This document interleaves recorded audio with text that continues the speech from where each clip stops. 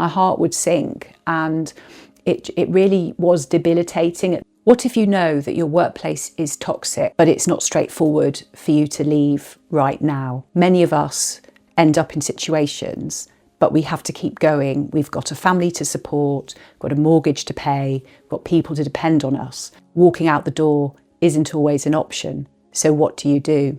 In this video, I want to share 5 strategies that you can employ if leaving your current employment is not an option. And I've worked with many people to support them in toxic environments.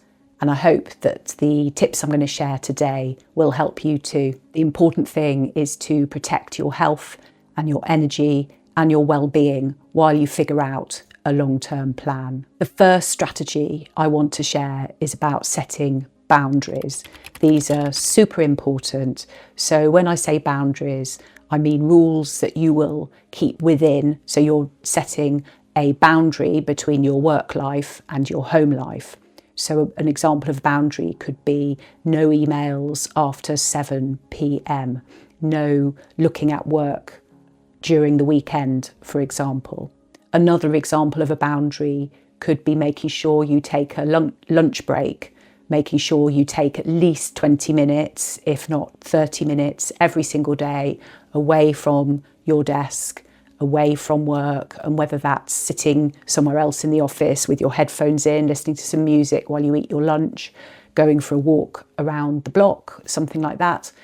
It's a non-negotiable, and you make sure that that's sacrosanct, and you let people know that that's your lunch break and you're taking it. There's absolutely nothing selfish about setting and maintaining boundaries. These are mechanisms that will help you keep your sanity and your health intact while you're working in a difficult situation at work. The second strategy is to find yourself some safe allies or colleagues or friends at work who you know you can trust and who you know get it, people that you can talk to. Don't isolate yourself. Make sure you have a couple of colleagues who can act as an emotional safety net, if you like, that you can share experiences that you're having at work, particularly if you're experiencing gaslighting, which can damage your confidence and make you think that you're imagining things. If you've got people at work that are seeing the same things that you're seeing and you can share with them, that will really help to protect your well-being during this difficult time. A third strategy is to name the problem safely, and writing things down in your diary or your journal can really help with this. It'll help you to externalize those experiences by writing them down. They're not going round and round in your head, and they will also act as a record of what's going on. By writing them down, this will help you keep perspective. If you've got a coach or a mentor or somebody trusted that you can speak to outside work about what's going on, this will help to provide some external validation of your experiences. What's going on at work may well be depleting your energy, but you can fill up your reserves elsewhere by talking to other people. The fourth strategy is to make sure you're protecting your health outside work. Spend time with friends, spend time doing exercise, get your energy levels filled up again outside the workplace. Work, when it's a toxic environment like this, will be sapping your energy. So it's super important to find mechanisms to fill up your reserves outside work. There are leaders who thrive even in toxic workplace environments precisely because they have strong recovery mechanisms outside the office. And the fifth strategy is to make sure you keep a paper trail.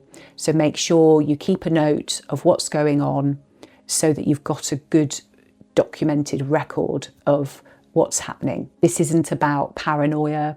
It's just important to keep evidence just in case things escalate. If you've got that written down, contemporaneous record of what's been going on, that may come in useful if you need to use it. And of course, as I've mentioned, there is that bonus effect of if you've written things down, you've externalized it. It's not going round and round in your head. It's set down on paper.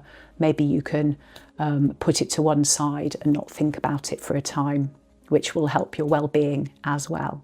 Many times in my career, when I've been going through tough times, toxic environments, I had a manager that used to micromanage me, and she used to ring me up on a Friday when she used to work from home on a Friday, and I'd be in the office and I'd get these constant phone calls. And I think what was happening was she was going through documents or going through her emails and was sort of second guessing everything that had gone on in the week that she was trying to catch up on. And the phone would ring and I'd pick it up and it would just be, my heart would sink. And it really was debilitating. At the end of the week, I was trying to get my own work finished off. And I used to, in a way, just kind of laugh about it with colleagues, and you know, I might sound childish, but we would all have similar experiences because my peers would also be receiving these Friday phone calls. So a strategy I used to use when I learned that this was going to happen, I basically just was away from my desk on Fridays, and then I'd take the call at the end of the day, and by then she'd have stored up all 8 things that she wanted to talk to me about into one conversation, and I could update her. So it was only one phone call instead of 8, and that used to help. So yeah, it's important to find strategies to cope with these experiences when you're going through them. So the practical strategy, like me waiting and having the phone call at the end of the day, that used to help. And also, crucially, having some friends and allies that I could trust within the workplace, that I could share what was going on. So I'd really advise finding some of those strategies for yourself. It's really important to remember that surviving a toxic workplace is not about pretending everything's fine. It's about recognising that there are things going on that are not about you. They're about what's, you know, poor leadership or whatever's going on in your workplace. Finding strategies to help you cope. You can't always walk out the door. In fact, very rarely can you just walk out the door straightforwardly. In that memory that I just shared of that workplace, I couldn't leave at that time. I had a mortgage to pay, I had bills to pay, I had, you know, all kinds of responsibilities, and it just wasn't feasible to just walk out the door. So I had to find mechanisms to keep my energy levels going and keep my well-being intact during that time. I've shared 5 strategies today. Do any of them resonate for you? Let me know in the comments. Let me know what's happening in your workplace. Maybe I can help. And do look out for the 3rd video in this series, which is all about how we survive and tackle toxic workplaces. I'll share the answers to the question that boards and chief execs and leaders often ask me, which is about, can a toxic culture ever truly be fixed? And I'll be sharing the answer to that question in my next video, so do look out for that one. And thank you very much for watching the video today, and see you next time.